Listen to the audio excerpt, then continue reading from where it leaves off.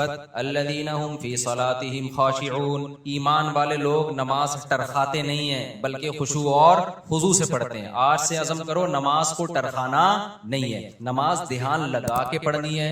خوب سمجھ لو، نماز میں دھیان لگانے کی کوشش کرنا تو ضروری ہے، دھیان کا لگنا فرض نہیں ہے، کیونکہ وہمی لوگ پھر ٹینشن میں آتے ہیں، ابے دماغ ہی نہیں لگ رہا، دماغ ادھر ادھر گھوم رہا ہے، یار یہ کیا، ابے چھوڑو، تمہارے ذمہ جو اللہ نے کام لگایا تم وہ کرو، لگانے کی کوشش کرو، لگ جائے ٹھیک ہے، نہیں لگے تو اللہ کیا کرے گا، قبول کر لے گا۔ زیادہ ٹینشن نہیں لو، سمجھتے ہو کہ نہیں سمجھتے؟ تو اپنا کام ہے، غلاموں کی طرح جو کام لگایا نا وہ کرو کام۔ ایک صاحب مجھے کہنے لگے مزہ ہی نہیں آ رہا نماز میں، مزہ ہی نہیں آ رہا۔ میں نے کہا اچھا تم مجھے بتاؤ، تمہارا باس تمہیں کوئی کام کہتا ہے کہ یہ چیک جا کے نا بینک سے کیش کرا کے لے آ، آپ کہتے ہو یار مزہ ہی نہیں آ رہا، بھائی ویڈیو نہیں بنائے لکھا ہوا ہے نا، آپ کہتے ہو یار مزہ ہی نہیں آ رہا، میں کیا وہ فیلنگ ہی نہیں ہو رہی کہ باس کی خدمت کر رہا ہوں اور ثواب مل رہا ہے یا پیسے ملیں گے تنخواہ، فیلنگز ہی پیدا نہیں ہو رہی۔ اب آپ گئے اور چیک کے بغیر واپس آ گئے، سر وہ اصل میں ایکچولی جو موٹیویشن چاہیے نا جو کام کرنے کے لیے، وہ موٹیویشن نہیں مل رہی، وہ ایک تھپڑ لگائے گا کھینچ کے، آپ کو بولے گا تیرے کو جو کام دیا تھا وہ تو نے کیا کہ نہیں کیا، فیلنگ ویلنگ گئی تیل لینے۔ تو اسی طرح اللہ نے جو ہمارے ذمہ کام لگایا ہے نا وہ کام لگائے، نماز پڑھو اور دل لگانے کی کوشش کرو، بس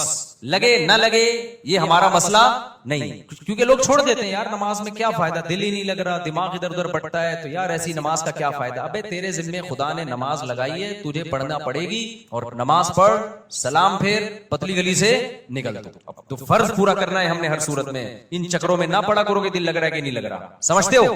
نساء کا مطلب ہی عورتیں ہیں، امرأتن عورت کو کہتے ہیں عربی میں، نساءن اس کی جمع آتی ہے۔ اس صورت میں اللہ تعالیٰ نے خواتین کے بہت سارے حقوق بیان کیے، زمانہ جاہلیت میں بہت سارے ظلم ہوتے تھے عورتوں پر، ان کا تذکرہ کیا، بہت طویل احکام ہے، کئی بار میں بیان کر چکا ہوں، اور خاص طور پر میاں بیوی کے آپس کے رہن سہن کے معاملات، پھڈا ہو جائے تو کیا کرنا ہے، کیسے نمٹانا ہے اس کو، اس میں ایک بہت اہم صورت ہے وَإِنْ خِفْتُمْ شِقَاقَ بَيْنِهِمَا، میاں بیوی میں کسی طرح بن نہ رہی ہو تو فَبَعْثُوا حَكَمًا مِّنْ أَهْلِهِ، ایک بندہ جو بندے کا جو بندہ ہو، ٹھیک ہے نا، وہ شوہر کی طرف سے اور ایک بندہ لڑکی والوں کی طرف سے، دو بندے مل کے بیٹھیں اور دیکھیں کہ ان میں غلطی کس کی ہے، سمجھتے ہیں؟ اللہ فرماتے ہیں اِن یُرِیدَ اصلاحًا، اگر میاں بیوی واقعی اصلاح چاہتے ہوں گے، بعض دفعہ غلط فہمیوں کی وجہ سے بڑے مسائل کھڑے ہو جاتے ہیں، دونوں صحیح ہوتے ہیں پھر بھی لڑ رہے ہوتے ہیں، بدگمانیاں، غلط فہمیاں بہت پھیلائی جاتی ہیں نا معاشرے میں۔ شوہر اگر محبت زیادہ دے گا تو عورت سمجھتی ہے کہ یہ میرا یہ نہیں غلام ہے، یا اس میں ٹیکنیکل فالٹ ہے کوئی اس کے اندر، وہ اگر تھوڑا استغنا دکھائے گا تو وہ الٹا سمجھے گی۔ خیر بہت سارے حکام ہمارے رہ جاتے ہیں اگر ہم ایک ہی چیز کو ڈیٹیل میں لے کے چلیں۔ تو اللہ نے فرمایا کہ دو بندے بیٹھ جائیں، آپس میں صلح و صفائی کی کوشش کریں، اگر میاں بیوی میں سے دونوں اصلاح چاہتے ہوں گے، غلط فہمیاں دور کرنا چاہتے ہوں گے، یوفق اللہ بینہما، تو اللہ دونوں میں جوڑ پیدا کر دے۔ اس سے پتہ چلتا ہے کہ دونوں میں سے ایک بھی اگر شرارتی ہے تو پھر جوڑ پیدا نہیں ہوگا۔ ایک بات تو یہ ہو گئی۔ اچھا یہ یہاں ایک چیز اہم امپورٹنٹ یہ ہے کہ ایک ایک بندہ بیٹھے، دونوں خاندانوں میں سے جرگہ نہ بٹھائیں، لوگ دو بسیں بھر کے لے آتے ہیں، جتنے زیادہ لوگ کسی معاملے کو حل کرنے کے لیے بیٹھیں گے، معاملہ سلجھنے کے بجائے اتنا زیادہ الجھے گا، یہ خوب سمجھ لیں۔ جن گھروں میں یہ معاملات ہوتے ہیں نا کہ بیٹی کی شادی کا اختیار ایک باپ کے پاس ہے، تو وہاں شادیاں بر وقت بھی ہوتی ہیں، صحیح جگہ بھی ہوتی ہیں۔ جہاں پورا خاندان انوالو ہوگا نا تو بس سمجھ لو کہ اب اس کی شادی 50 سال سے پہلے نہیں ہو سکتی، کیونکہ ماموں کہے گا یہ صحیح رشتہ نہیں ہے، چاچا کہے گا تم کدھر دے رہے ہو، خالہ کہے گا یہ ہوا، تو اس لیے عقل مند لوگ اس زمانے میں ایسے ہیں جو بیٹی کی شادی کر دیتے ہیں، بعد میں خاندان کو بتاتے ہیں کہ ہو گئی ہے، ٹھیک ہے نا، تاکہ وہ چراغ یعنی وہ نہ کریں۔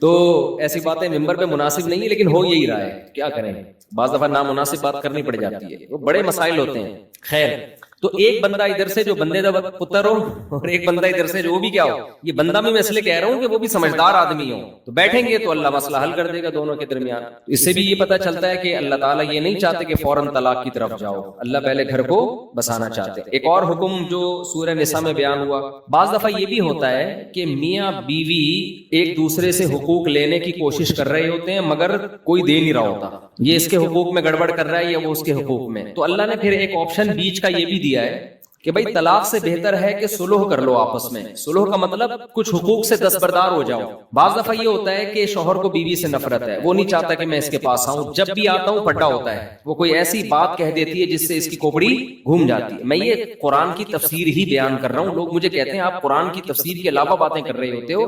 یہ قرآن کی آیت ہے نا, وَإِنِ امْرَأَةٌ خَافَتْ مِن بَعْلِهَا نُشُوزًا أَوْ إِعْرَاضًا, اسی کی تفسیر ہے. تفسیر کا مطلب یہ ہوتا ہے کہ اپنے الفاظ میں اس کو ڈیفائن کیا جائے. اگر میں وہ قرآن کی آیتیں پڑھوں گا وہ تفسیر تو نہیں ہوئی نا.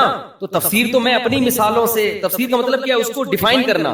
ڈیفائن ہمیشہ انسان اپنے الفاظ میں کرتا ہے, اپنے زمانے کے عرف کو دیکھ کر, اپنے زمانے کے لوگوں کو دیکھ کر, اس زمانے کی مثالیں دے کر ڈیفائن کرے گا. ڈیفائن یہ نہیں ہوتا کہ وہی آیتیں ہی پڑھنا شروع کر دوں میں. اب نیوٹن کا قانون آپ کے ٹیچر نے آپ کو پڑھایا کہ جو چیز متحرک ہے وہ ہمیشہ متحرک ہی رہے گی. نیوٹن نے فرمایا تھا نا یہ, او کما قال نیوٹن. نیوٹن نے فرمایا تھا کسی اور نے فرمایا تھا؟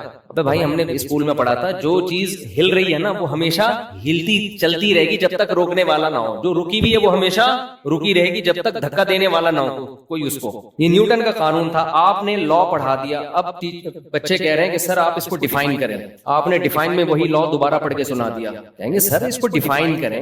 آپ کہہ رہے ہیں میں ڈیفائن ہی تو کر رہا ہوں, وہی قانون آپ دوبارہ پڑھ کے سنا رہے ہیں. ہر عمل کا رد عمل ہوتا ہے, ہر ایکشن کا ری ایکشن ہوتا ہے, اس کی اسپیڈ اتنی ہوتی جتنے ایکشن کی اسپیڈ ہوگی. ٹھیک ہے نا. ابے بھائی یہ تو لا ہے نا. اب آپ ٹیچر سے کہیں گے آپ بتاؤ, تو ٹیچر اپنے الفاظ میں بتائے گا. ٹیچر کہے گا دیکھو یہ ایک گیند ہے, یہ دیوار پہ مارو گے, جتنی فورس سے مارو گے اتنی ہی فورس سے واپس آئے گی. اب آپ کہو سر ہم نے آپ کو نیوٹن کا قانون پڑھانے کا, گیند اور بلے کی مثالیں دینے کے لیے نہیں کہا. یہ میرے بیان کے ساتھ لوگ کمنٹس میں حشر کر رہے ہوتے ہیں کہ ان کو تفسیر کے نام پہ پتہ نہیں کیا چیزیں پڑھا رہے ہیں لوگوں کو. میں کمنٹس پڑھتا ہوں, جب بھی یہ تراوی والے بیانات کے بھی کمنٹس پڑھتا ہوں, میں ایسے نہیں ہو جاتا غافل کہ لوگ کیا کر رہے ہیں کہ بس ہم نے بیان اپلوڈ کر دیا ایسی کی تیسی جو جس پہ گزر رہی ہے. میں عموماً کمنٹس پڑھ رہا ہوتا ہوں کہ تبصرہ کیا ہے, لوگوں کا فائدہ ہو رہا ہے, نقصان ہو رہا ہے. اس میں بعض دفعہ مجھے میرے اصلاح کی چیزیں بھی مل جاتی ہیں. بعض کمنٹس ایسے ہوتے ہیں وہ نیگیٹو ہوتے ہیں لیکن ہوتے صحیح ہیں, تو مجھے آئندہ سدھرنے کا موقع مل جاتا ہے, تو میں وہ کمنٹس دیکھتا ہوں. بعض تو ایسے خاندانی کمنٹس ہوتے ہیں, اسکرین شاٹ لے کے اپنے پاس سیو کر لیتا ہوں, سمجھتے ہو. تو انسان کو پتا ہونا چاہیے اس کی بات کا معاشرے پہ کیا اثر پڑ رہا ہے. دیکھو اچھا ڈاکٹر آپ کا علاج کرے گا, ایک ہفتے کی دوا دے کے کہے گا رپورٹ پیش کریں ہوا کیا اس دوا سے, فائدہ ہوا کہ نقصان. پھر وہ مناسب سمجھے گا تو ہفتے بعد دوا چینج کر دے گا, نہیں تو اسی دوا کو باقی رکھے. اور جو 2 نمبر ڈاکٹر ہوگا پکڑا کے بولے گا بھاڑ میں جائے, مارتا ہے فاسدہ نکل جائے بس کسی طریقے سے, اس کا پیٹ صاف ہو جائے, مرے جیے ہماری غرض. تو اس لیے میں کمنٹس دیکھتا ہوں, لوگوں کے تبصرے پڑھتا ہوں. تو لوگ بہت سے یہ تبصرہ کر رہے ہوتے ہیں کہ تفسیر کا لیکچر ہے اور اپنی زیادہ چلا رہے ہوتے ہیں. تو اپنی کچھ بھی نہیں ہوتی اس میں, آیت قرآن کی ہوتی ہے, مثالیں ہم آج کے زمانے کے لحاظ. تبھی تو پیغمبر صلی اللہ علیہ وسلم کو بھی اللہ نے کیا قرآن میں فرمایا کہ اے نبی آپ قرآن ان کے سامنے پیش کریں, پھر اس کو بیان بھی کریں. تو نبی نے اپنے الفاظ میں بیان کیا ہے, اس زمانے کے حساب سے مثالیں دی ہیں. سمجھتے ہو کہ نہیں سمجھتے؟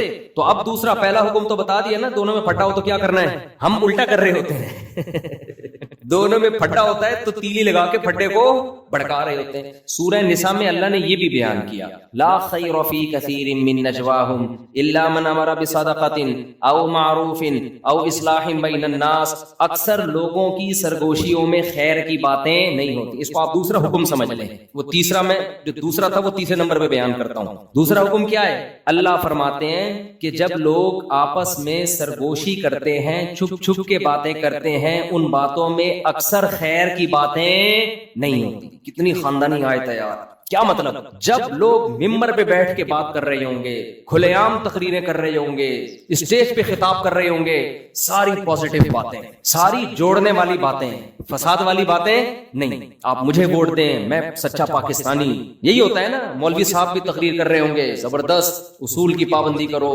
یہ کرو, بیوی کے حقوق, بچوں کے حقوق, قرآن کہتا ہے. لیکن جب چپ کے آپس میں جو سرگوشیاں ہوتی ہیں نا, ان میں خیر کی باتیں کم ہوتی ہیں, ان میں لڑانے کی باتیں زیادہ ہوتی ہیں. آپ ساس سے تقریر کروا لینا خواتین کے حقوق پر, بہو کے حقوق پر 1 گھنٹہ تقریر کریں گی ساس, لیکن چپکے سے کسی کوئی خاتون جائیں اور ساس سے پوچھیں کہ آپ کی بہو مارکیٹ میں کیسی چل رہی ہے फिर देखो चुपके से जो बात करेगी ना कान में, सिवाय वो सासें जो मेरा बयान सुन रही हैं, ऐसी लड़ाई की बातें करेंगी। बहन क्या बताऊं, ऐसी नालायक बहू मुझे मिली है, कम बखत 12 बजे तो सो के उठती है, वो 12 बजे तक सोती रहती, किसी काम की नहीं है, और मेरा बेटा जोरू का गुलाम बना हुआ है। लड़वाने वाली बातें, बहू से भी करवा लो तकरीर, सास के हुकूक पर पूरे खुतूत लिख देगी, किताबें भर देगी, लेकिन चुपके से जब बात करेगी अपने शौहर के कान में, तो उसकी कान में उसकी माँ के खिलाफ नफरत भर रही होती है, सिवाय उन बहुओं के जो मेरा बयान सुनती हैं। ये हर दफा ब्रैकेट में लगाना पड़ता है। तो इसी तरह बहन से पूछ लो, खुलेआम पूछो सबके सामने मजमे में, तो बहन बताएगी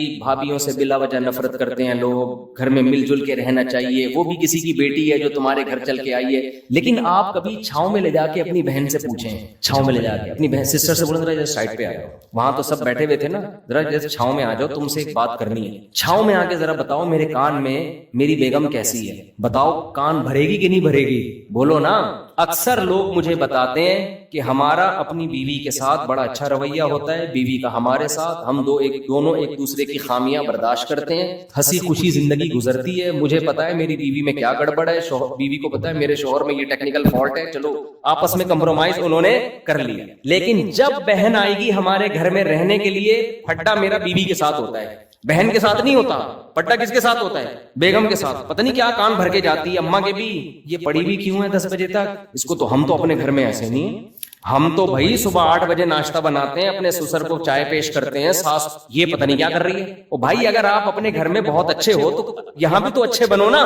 यहाँ अच्छा बनना ये कि कान ना भरो, तो कान ना भरो। तो हर सतह पे यही हो रहा है, तोड़ की बातें, दोस्तों को आपस में लड़ाना, बहन भाइयों को आपस में लड़ाना, बाप को बेटे के खिलाफ, बाज लोग बाप बेटे को लड़वाते हैं। मैंने देखा है ऐसे लोगों को, एक बेटा आपके पास आया, उससे पूछा, उसको बता रहे हैं कि मैं अपने बच्चों के साथ ऐसा करता हूं, मैं अपने बच्चों के साथ, उस बच्चे के दिल में आएगा कि मेरा बाप तो मेरे साथ ऐसा करता नहीं है। ये देखो ये अब्बा अपने बच्चों को तो लुकमा मुंह में बना के खिला रहा है, और हमारा अब्बा तो हमें पूछता ही नहीं है। बच्चा ये नहीं सोचेगा कि जो कुछ खा रहे हो ये किसके खर्चे पे, बाप के खर्चे। वो ये देखेगा कि यार इसका अब्बा इसके मुंह में लुकमा बना के डाल रहा है, और हमारा अब्बा हमारे मुंह में लुकमा बना के नहीं डाल। नफरत ये इंसान के 2 नंबर होने की अलामत होती है कि आप किसी के बच्चे के साथ, अपने बच्चों के साथ किसी और के बच्चों के सामने ऐसा सलूक कर रहे हो कि इससे इनके दिल में अपने बाप के खिलाफ नफरत पैदा हो रही है। ऐसे मैंने देखे हैं घर बिगड़ते हुए, यार उनके अब्बा तो ऐसे, जब कोई मेरे सामने आके कहता है ना फला के अब्बा तो ऐसे, हमारे अब्बा ऐसे नहीं, मैंने कहा तुम्हारे अंदर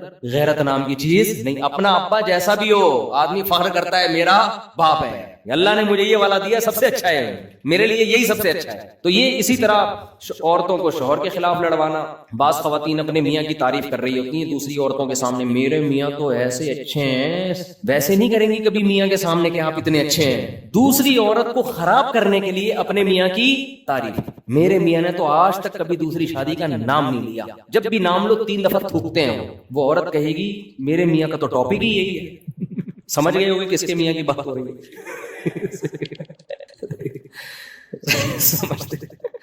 तो मेरे साथ भी अजीब मामलात हैं, मैं ज्यादा नहीं फ्री कराऊंगा आप लोगों को इस मामले में। खवातीन का मसला ऐसा है कि जब किसी खातून से मिलती हैं तो पट्टा घर में होगा। अपनी औरतों को दूसरी औरतों से दूर रखो, हंसी खुशी जिंदगी गुजर, सिवाय उन खवातीन को जो मेरा बयान सुन रही हैं।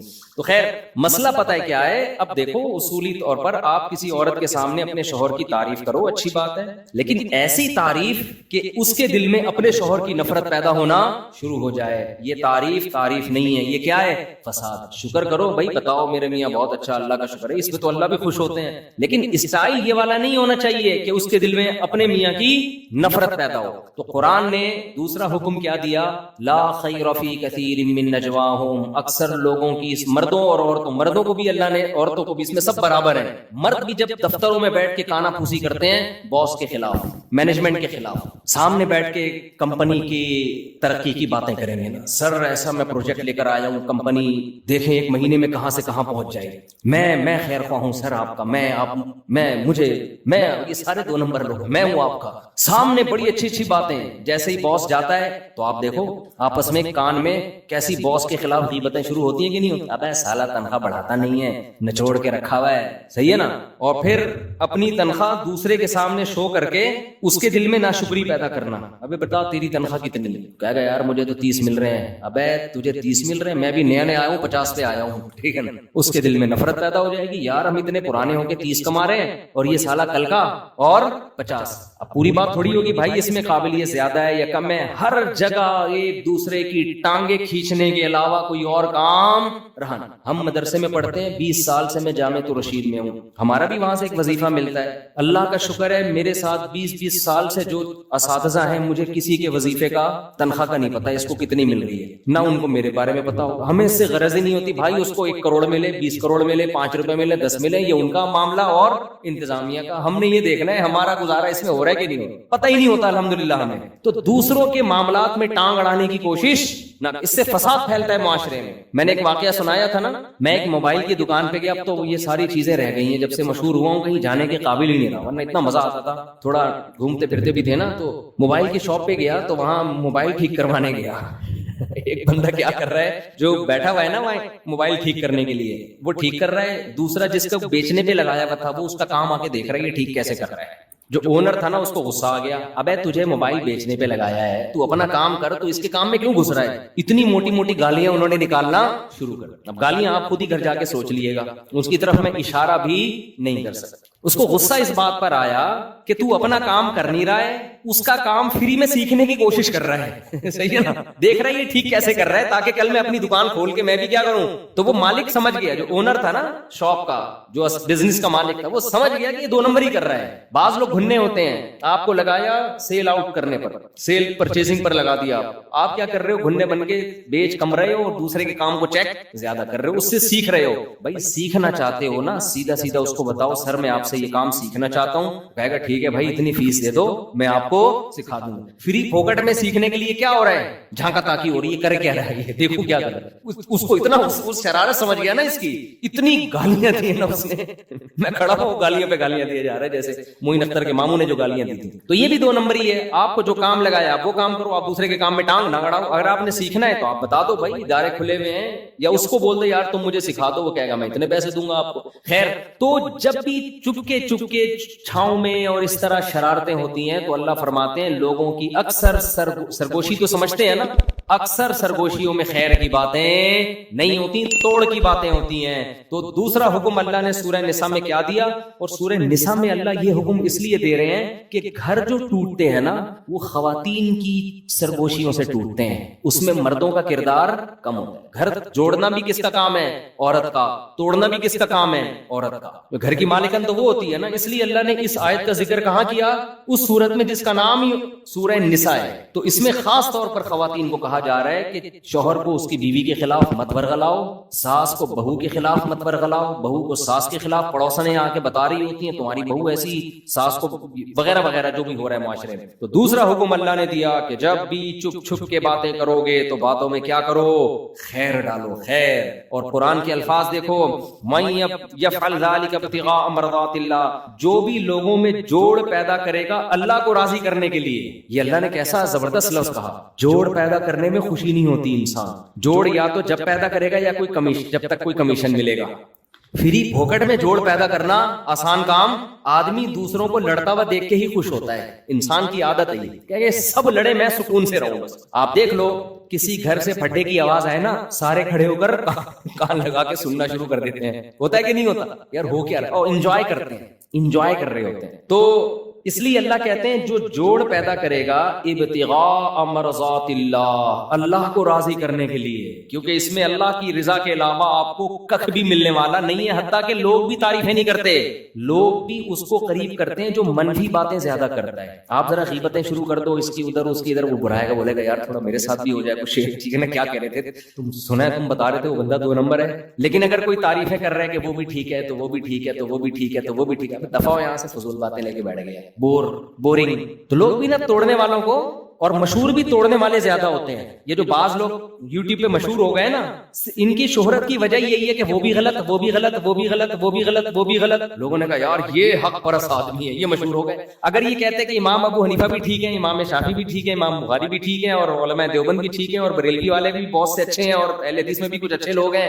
اور دیوبند میں بھی کچھ اچھے, سارے تو دیوبند میں بھی اچھے نہیں ہے کہ آپ سمجھیں کہ دیوبند کی بات آئی تو آدھے کر دیا. تو ہر قوم میں بھائی اچھے بھی ہیں, ہر قوم میں کیا ہیں, برے لوگ بھی ہیں. تو اب بجائے اس کے کہ برے لوگوں کی برائیوں کو ہائی لائٹ کیا جائے, ان کے نظریات کو بیان کر دو نا. نام لے لے کے فلاں آدمی نے یہ ارشاد فرمایا, الو کا پٹھا 1 نمبر کا, فلاں آدمی نے یہ کہا ہے 2 نمبر. ابے بھائی یہ کہنے کی کیا ضرورت ہے؟ آپ بولو یہ نقیدہ کیا ہے, یہ برا ہے. دیکھو قرآن کیا کہہ رہا ہے, وَلَا تَسُبُّوا الَّذِينَ يَدْعُونَ مِن دُونِ اللَّهِ, ان کے بتوں کا نام لے لے کے برا مت کہو, انتقام کی آگ بھڑکے گی ان میں. یہ بتاؤ کہ اللہ کے سوا جتنے معبود ہیں کیا ہیں, باطل. جب آپ اسپیسیفک لوگوں کے نام لے لے کے فلانا ایسا فلانا ایسا, تو اس سے جاہل لوگ تو بہت خوش ہو جاتے ہیں, لیکن جو معاشرے میں تعمیری کام کرنا چاہتے ہیں وہ سمجھ جاتے ہیں کہ اس سے معاشرے میں تعمیر کا کام نہیں ہوگا, اس سے تخریب کاری, فرقہ واریت بڑھے گی. اور کمال یہ ہوتا ہے کہ ایسے فرقہ پرستوں پہ لیبل لگا دیا جاتا ہے فرقہ واریت کے خلاف بڑا مؤثر کام کر رہے ہیں. یہ ایسے ہی ہے جیسے زرداری نے تقریر کہی تھی کہ جب غریب کو بھوکا دیکھتا ہوں مجھے افسوس ہوتا ہے,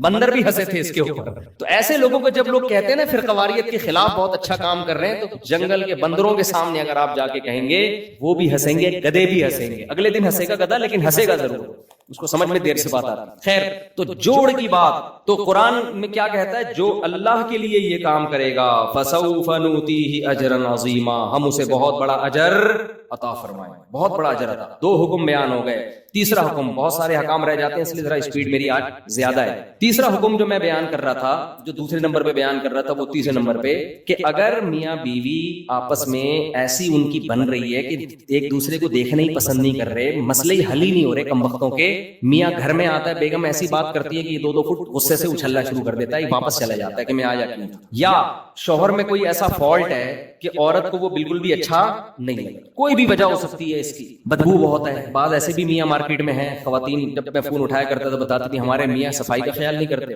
کہتی ہیں ادھر ہی پڑا رہے بس دوسرے کمرے میں. تو کوئی بھی وجہ ہے, تو طلاق سے بہتر کیا ہے, ایک آپشن اللہ نے دیا, صلح کا راستہ اختیار کر لو, کچھ حقوق ایک دوسرے سے دستبردار ہو جاؤ. سمجھتے ہو کیا ہو جاؤ, دستبردار. مثال کے طور پر آپ جب گھر میں جاتے ہو, کسی کی بیوی بہت ہی بد اخلاق ہے, بعض ہوتی ہیں جب بات کریں گے آدمی کی کھوپڑی تمیز سے بات ہی نہیں کرتی, جو خواتین بیان سن رہی ہیں ان کے علاوہ. بعض دفعہ مرد ایسے ہوتے ہیں بدتمیز 1 نمبر کے, جب آئیں گے یہ ہوڑی ہوڑا شروع کر دیں گے. اب ڈر یہ ہے کہ یار اگر یہ دونوں اسی طرح چلتے رہنا تو ان میں ڈیورس لازمی ہوگی, ورنہ یہ ایک دوسرے کو مار دیں گے جان سے. تو ایسی صورت میں کمپرومائز کا راستہ اختیار کیا جائے. کیا راستہ اختیار کیا جائے؟ شوہر یہ کہہ سکتا ہے بھائی تمہارے اخلاق ایسے میں سے میں افورڈ نہیں کر پا رہا, جب گھر میں آؤ پڈا ہوتا ہے, اب ڈیورس دوں گا مجھے بھی نقصان ہے اور تمہیں بھی. مجھے کیا نقصان ہے بھائی, مجھے ٹھیک ہے تم خوبصورت ہو یا کوئی اچھا خاندان ہے تمہارا, مجھے مرد جب طلاق دیتا ہے تو اس کو بھی دوبارہ ملنا آسان, بد اخلاق ہے لیکن خوبصورت اتنی ہے کہ لٹو ہوئے ہیں وہ اس کے اوپر, لٹو ہوئے ہیں, کہہ رہے ہیں بھائی یہ ہے ہوا ایسا. ایک صاحب کی بیوی بڑی خوبصورت تھی, بس وہ بد اخلاق بہت تھی, انہوں نے طلاق دے دی, دوسری خوش اخلاق بہت ملی مگر ان کو پسند ہی نہیں آ رہی. کہہ رہے یار وہ بد اخلاق اچھی تھی یار, کہہ رہے مجھے اچھی نہیں لگ رہی ہے بالکل. خیر ہم نے ان کو سمجھایا کہ اس کو گزارا کرو, اللہ کا شکر ہے وہ خوش ہیں, بچے ہیں ان کے. تو ایسی کنڈیشن میں آپس میں کیا کیا جائے, فلا جناح علیہما ان یصلحا بینہما صلحا, آپس میں کیا کر لو, سلو. سلو کسے کہتے ہیں, کچھ حقوق لو کچھ حقوق چھوڑ دو. دوسری شادی میں عموماً اس کی ضرورت پڑ جاتی ہے. اب ایک ہمارے دوست تھے ڈیفینس میں, ان کی پہلی بیوی کیا تھی وہ میں بتاؤں گا تو وہ پکڑے جائیں گے, لوگ سمجھ جائیں گے ان کی بات ہو رہی ہے. وہ بہت ہی اعلیٰ خاندان کی, اتنی اعلیٰ خاندان میں بتاؤں آپ کو تو آپ کہیں گے واقعی یہ بہت ہی اونچا خاندان ہے, لیکن وہ پکڑے جائیں گے اس لیے میں نہیں بتا رہا. میں تو نہیں چاہتا نا کوئی رنگے ہاتھوں پکڑا جائے. اب کیا ہے کہ پیسہ بہت ان کے پاس, بالکل ینگ جوان آدمی. ڈیفینس ہی میں ایک خاتون ہو گئی جوانی میں بیوہ, 2 بچے بھی بیچاری کے, ینگ لڑکی 23-24 سال کی, 2 بچوں کے ساتھ کیا ہو گئی, بیوہ. ہمارے معاشرے میں کوئی سر پہ ہاتھ رکھنے والا نہیں ہوتا. سمجھتے ہو, کوئی پرسان حال نہیں, زندگی برباد. یا تو وہ برائی کی طرف جائے. وہ صاحب میرے پاس آئے, کہنے لگے بھائی میں اس سے نکاح کرنا چاہتا ہوں, وہ بھی راضی ہے, میں بھی راضی, لیکن اگر میرے خاندان کو پتا چلا تو میری بوٹیاں اتنی بنائیں گے نا کہ کتوں کو بھی, یعنی اتنی بوٹیاں بنائیں گے کہ کراچی کے اگر کتوں میں ان کے, میں اپنے الفاظ میں بیان کر رہا ہوں, سب کو کافی ہو جائیں گی. وہ اتنا خطرناک ڈینجرس خاندان ان کا. میں تو کوشش یہی کرتا ہوں بھائی بتا کے کرو, مار دیں گے نا مر جاؤ. انہوں نے کہا واقعی مار دیں گے.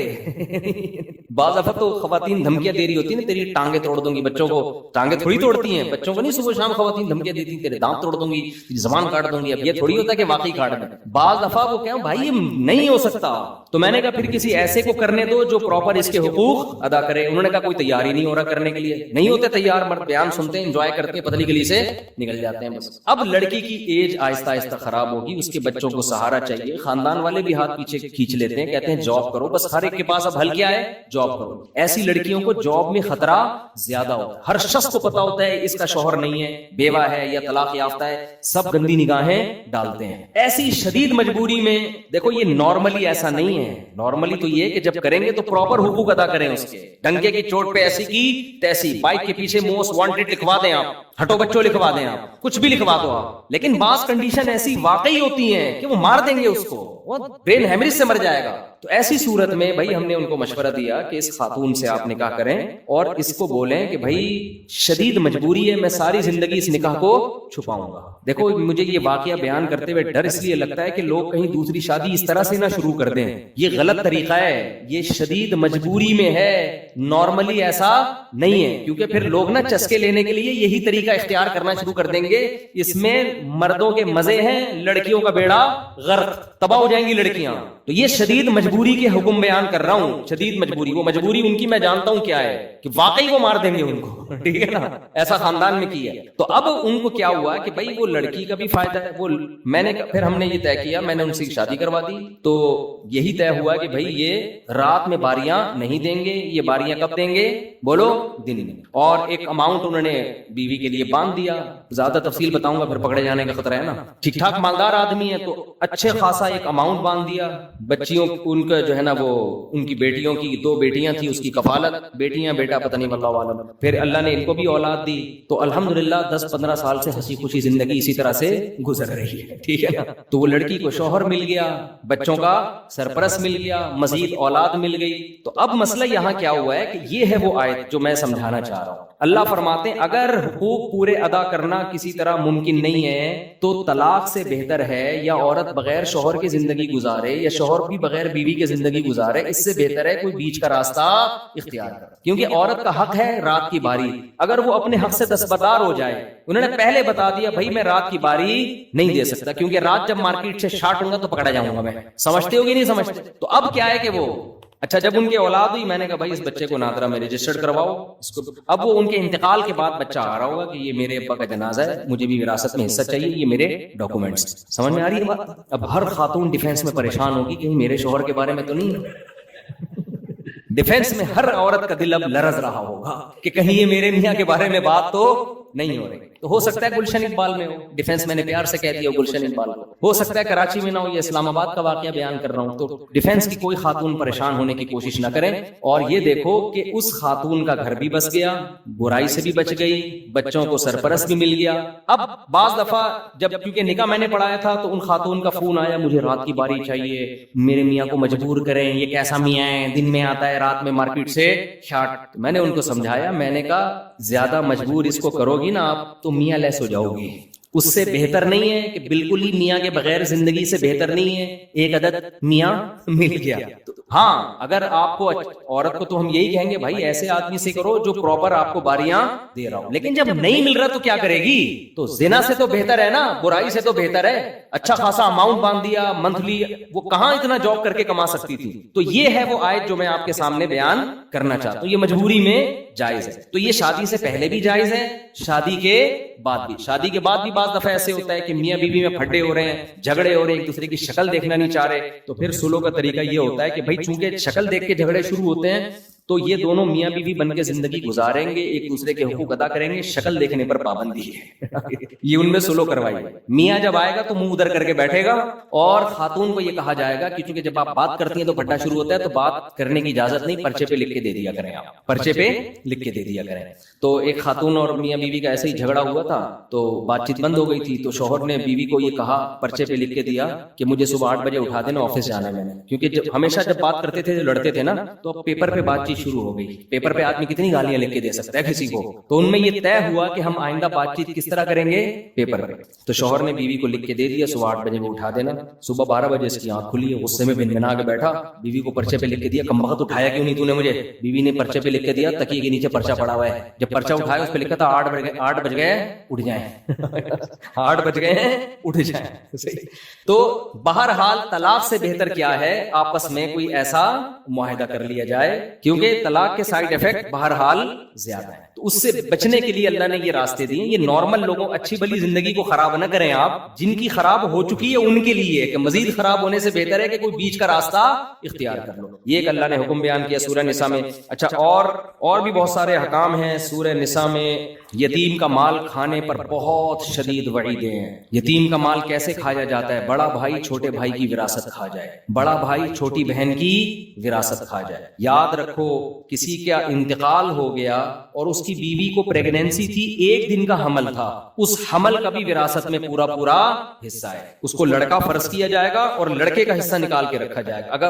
اگر لڑکی ہو گئی تو آدھا کم کر کے بانٹ دیں گے, ورنہ اس کو کیا فرض کریں گے, لڑکا. اور اگر ٹوئنز پیدا ہو گئے تو دوبارہ سے تقسیم ہوگی وراثت. تو اس حمل کا بھی شریعت نے حصہ رکھا ہے. وراثت کے احکام میں آج بہت زیادہ کوتاہی ہے. عام طور پر بعض علاقوں میں ایسا ہوتا ہے کہ بڑا بھائی وہ باپ کی ساری وراثت پہ قبضہ کر کے اس کو جیسے چاہے اڑاتا رہتا ہے, چھوٹوں کو پتہ ہی نہیں ہوتا, ان کو عید بقرعید پہ بس کھلایا پلایا جا رہا ہوتا. اور بہنوں کا حصہ تو گاؤں دیہاتوں میں تو رواج ہی نہیں ہے بہنوں کا حصہ دینے. تو قرآن نے یہاں عورت کی وراثت کھانے کو منع کیا.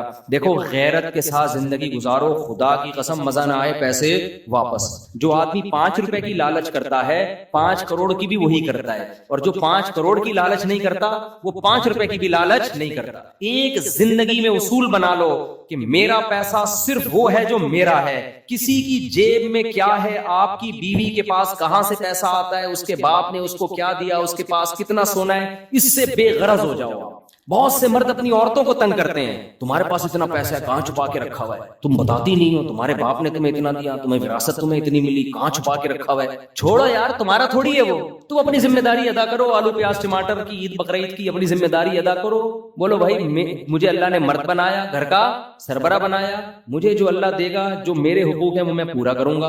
عورت پر کو اللہ نے مال دیا, لیکن اس مال میں شوہر کا حق بالکل بھی بولو نہیں, یہ اللہ کا قانون ہے بنایا. اس مال میں شوہر کا حصہ مرنے کے بعد تو ہے, زندگی میں نہیں ہے, کوئی حصہ نہیں ہے اس میں. حتیٰ کہ بچوں کا بھی ٹوٹل خرچہ کس کے اوپر ہے, باپ پر, وہ بھی شریعت نے ماں پر نہیں ڈالا. ہاں, عورت کے لیے فضیلت ضرور ہے کہ وہ اپنے شوہر پہ خرچ کرے گی تو ڈبل ثواب ملے گا اس کو, لیکن مرد مطالبہ نہیں کر سکتا, وہ اپنے اختیار سے اپنے میاں کو دے دے.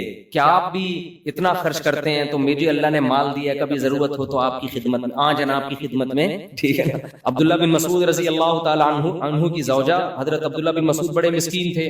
ہمارے نبی صلی اللہ علیہ وسلم نے خواتین کو ترغیب دی صدقہ خیرات کی. تو حضرت عبداللہ بن مسعود کی زوجہ حضرت زینب وہ نبی کے گھر آئیں اور پوچھا یا رسول اللہ. اچھا, انہوں نے حضرت عبداللہ بن مسعود سے پہلے پوچھا کہ میں آپ کو صدقہ دے سکتی ہوں, آپ میرے شوہر ہیں, کیا نبی سے آپ جا کے پوچھ لیں گے؟ عبداللہ بن مسعود کو شرم آئی کہ میں اپنے بارے میں کس سے جا کے پوچھوں, نبی سے, کہ میری بیوی مجھے پیسے دینا چاہتی ہے, کیا اس کو صدقے کا ثواب ملے گا؟ غیرت تھی صحابہ نے فرمایا میں نہیں پوچھوں گا جا کے, مجھے شرم آتی ہے ایسا پوچھتے ہوئے, تم نے پوچھنا ہے تم ہی جا کے پوچھو. لیکن ان کو کہا کہ نام نہیں بتانا, کہ میرے بارے میں, ایک حیا آتی ہے نا انسان, میرے بارے میں نہیں بتانا, ایسے کامن مسئلہ پوچھنا. تو حضرت زینب چلی گئی رسول اللہ صلی اللہ علیہ وسلم کے گھر پہ. حضرت بلال خادم تھے, باہر نکلے, کون ہو, کیوں آئی ہو, نام نہیں بتایا کہ بھائی ایک عورت اپنے شوہر پہ اگر پیسے دیتی ہے تو اس کو صدقے کا ثواب ملے گا کہ نہیں ملے گا.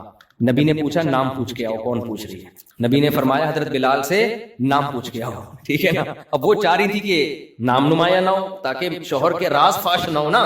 ہوتا یہ ہے نا کہ جو عزت دار لوگ ہوتے ہیں وہ نہیں چاہتے اس طرح شوہر کا نام فاش نہ ہو. تو انہوں نے پھر صرف اپنا نام بتایا زینب. پوچھو زینب آئی ہیں تو تاکہ مدینہ میں تو بہت ساری زینب نام کی عورتیں تھیں. حضرت بلال نے جا کے نبی سے عرض کیا یا رسول اللہ جو خاتون مسئلہ پوچھنے آئی ہیں ان کا نام ہے زینب. آپ نے فرمایا ایو زینب, کون سی زینب؟ مدینہ میں تو زینب نام کی خاتون بہت ہیں, ان سے پوچھو کون سی زینب. شاید نبی اس لیے بھی پوچھنا چاہ رہے تھے کہ شوہر کا تو پتہ چلے کس شوہر پہ خرچ کرنا چاہتی ہیں, شوہر کا تو پتہ چلے. تو حضرت بلال نے آگے پوچھا, نبی پوچھ رہے کون سی والی زینب؟ پھر انہوں نے فرمایا کہ عبداللہ بن مسعود کی بیوی. حضرت بلال نے جا کے بتایا, نبی تو خوش ہوئے, وہ تو چاہتے تھے عبداللہ بن مسعود پہ خرچ ہو. تو آپ نے فرمایا حضرت بلال سے ان کو بتا دو تمہیں 2 اجر ملیں گے اگر اپنے شوہر پہ خرچ کرو گی, ایک صدقے کا اور ایک رشتہ داری جوڑنے کا. رشتہ داری جوڑنے میں میاں بھی تو آتا ہے نا, وہ بھی تو رشتہ داری ہے نا, وہ بھی کیا ہے. تو عورت اگر اپنے شوہر پہ خرچ کرے لیکن شوہر لالچی نہ ہو. جو لالچی میاں ہے نا ان کی عورتوں کو میں منع کرتا ہوں کہ اپنے شوہروں پہ خرچ کرو. پتہ نہیں ہم لالچی لوگوں سے کچھ شاید ذاتی طور پر ہمیں تو بغض ہے. لالچی آدمی کو 5 روپے بھی کھلانے کا دل نہیں کرتا, اس سے اس کی لالچ اور بڑھتی ہے. مستغنی ہو آدمی, عورت کے مال پہ نظر نہ رکھے, پھر عورت کو چاہیے اس پہ بھی, بلکہ عورت کو اگر شوہر غیرت مند ہے عورت کو بولے بھائی میرا مال میرا ہے ہی نہیں, ہم اور آپ ایک ہیں تو مال بھی ہمارا کیا ہے, ایک ہے, آپ کو جب ضرورت ہو آپ لے لیں. عورت کو تو یہی کرنا چاہیے, لیکن مرد کو چاہیے وہ اپنی بیوی کے مال پہ نظر بولو نہ رکھے. سمجھتے ہو کہ نہیں سمجھتے؟ ہاں ایک بات. دوسری بات یہ کہ عورت پر شوہر کا خرچہ بالکل بھی نہیں ہے, چاہے کتنی کروڑ پتی ہو. عورت پر اپنا خرچہ بھی شوہر کے ذمے ہے, چاہے جتنی کروڑ پتی ہو, اس کا اپنا خرچہ کس پر ہے؟ شوہر. لیکن علاج میں نہیں ہے ایسا. بعض خواتین کو یہ مسئلہ معلوم نہیں. جب عورت بیمار ہوتی ہے نا, علاج بیمار ہوتی ہے, اس کے پاس اگر پیسہ ہے تو شرعن اپنا علاج اپنے پیسوں سے لازم ہے. شوہر پر بیوی پر علاج کے لیے خرچ کرنا لازم نہیں ہے. ہاں جب خرچ کرے جب بیوی کے پاس پیسے نہ ہو. سمجھتے ہو گے نہیں سمجھتے؟ اب عورت کروڑ پتی ہے, علاج آغا خان میں چل رہا ہے, میاں بیچارہ خرچ کر کے اس کے بنیان بک رہے ہیں مارکیٹ میں, سمجھ رہے ہیں نا, وہ بنیان سے بھی گیا. یہاں بعض خواتین کی طرف سے پھر زیادتی ہوتی ہے. تو علاج کا جو خرچہ ہے اگر پیسہ ہے, پیسہ نہیں ہے تو پھر تو شوہر کی اخلاقی ذمہ داری ہے, وہ بیچاری کہاں سے کرے گی. اگر اس کے پاس پیسہ ہے, دیکھو اگر عورت کے پاس 1 کروڑ روپے بھی ہیں, آلو پیاز ٹماٹر کا خرچہ پھر بھی کس کے ذمے ہے؟ شوہر کے ذمے, چاہے وہ رکشا چلا رہا ہو, کیونکہ یہ نان نفقے میں آتا ہے. علاج نان نفقے میں نہیں آتا, سمجھتے ہیں؟ نان نفقہ کس کے ذمے ہے؟ شوہر کے ذمے, چاہے وہ غریب ہے. لیکن علاج نان نفقے میں نہیں آتا. ہر آدمی کا علاج اصل میں اس کے اپنے پیسوں سے ہوتا ہے. جیسے آپ اگر مر جائیں گے نا تو آپ کے کفن دفن کا خرچہ سب سے پہلے آپ کے خرچے پہ ہوگا, تبھی وراثت میں سب سے پہلے کیا نکالا جاتا ہے؟ کفن دفن کا خرچہ. تو اسی طرح بیماری میں علاج کا خرچہ سب سے پہلے کس پر ہے؟ آپ پر. آپ کے ابا بیمار ہیں تو ان کا علاج سب سے پہلے ان کے پیسوں سے ہوگا. اماں بیمار ہیں تو اماں کا علاج سب سے پہلے اماں کے پیسوں سے ہوگا. بھائی بیمار ہے تو بھائی کا علاج سب سے پہلے بھائی کے, آپ بیمار ہے تو آپ کا علاج سب سے پہلے آپ کے پیسوں سے. وہ ختم ہو جائیں پھر ادھر ادھر تعاون ہوگا. تو یہ بھی ایک اہم ترین مسئلہ ہے جو ہماری خواتین کو معلوم نہیں. ایک افراط و تفریط ہے نا, یورپ میں شوہر اپنی بیوی کو 5 روپے کی چائے بھی نہیں پلاتا, اور ہمارے یہاں پورا ہی نچوڑ لیا جاتا ہے میاں کو. تو اعتدال اس میں ضروری ہے. اس لیے خواتین کو بولو کہ جب علاج ہونا تو پھر پہلے اپنے پیسے